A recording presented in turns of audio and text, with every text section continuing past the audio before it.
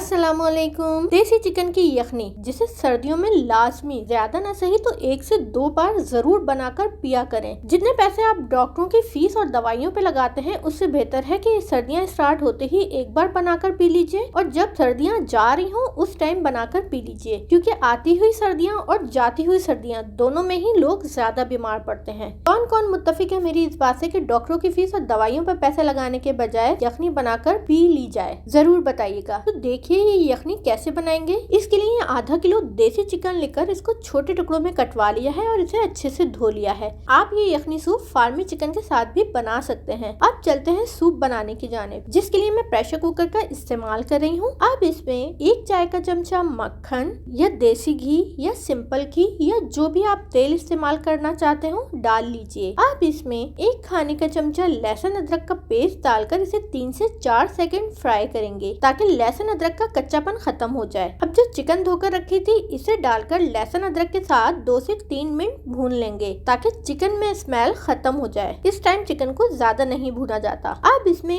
6 cup या जितनी आपको यखनी रिक्वायर्ड हो इस हिसाब से पानी डाल लीजिए। साथ ही इसमें 1 चाय का चमचा साबुत सफेद जीरा, आधा चाय का चमचा साबुत काले मिर्च, 3 से 4 अदद लौंग, 1 छोटे साइज का दालचीनी का टुकड़ा, 1 दरमियानी साइज का तेज पत्ता, 1 चाय का चमचा साबुत धनिया, 1 चाय का चमचा सौंफ, 1 चाय का चमचा ये जितना आप इस्तेमाल करते हो नमक, और साथ ही ये 1 साबुत दरमियानी साइज की प्याज डालकर इन तमाम अज़ा को अच्छी तरह मिक्स करते हुए इतना पका लेंगे कि इसमें एक जोश आ जाए। अब जोश आने के बाद कुकर को इसके ढक्कन से बंद कर देंगे। इस पर मैं कुकर का वेट नहीं लगाऊंगी। अब इसको स्लो ही आंच पर 1 घंटे के लिए पकने के लिए छोड़ दूंगी और चिकन अच्छे से गल जाएगी। देसी चिकन फार्मी चिकन की निस्बत देर से गलती है और देसी चिकन की यखनी बनाए या फार्मी चिकन की यखनी बनाए हमेशा स्लो आंच पर ही पकाई जाती है ताकि ज्यादा से ज्यादा चिकन का अर्क यखनी में शामिल हो जाए। अब 1 घंटे बाद फ्लेम बंद कर दिया था और स्टीम निकल जाने के बाद कुकर का ढक्कन हटाकर चिकन को चेक कर लेते हैं। देखिए चिकन गल चुकी है। अब इसमें से चिकन के तमाम पीसेस निकालकर अलग प्लेट में रख लेंगे।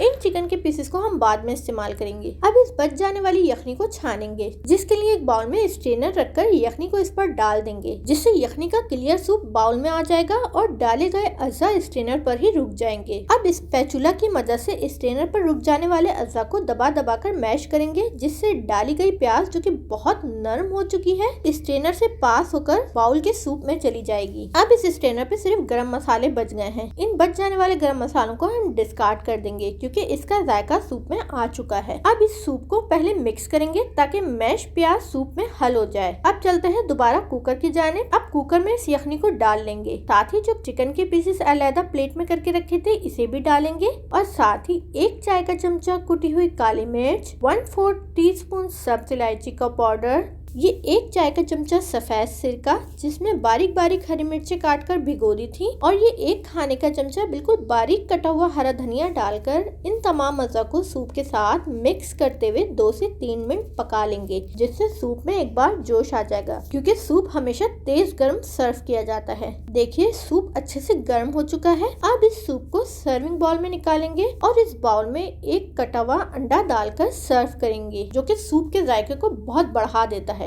शुक्रिया।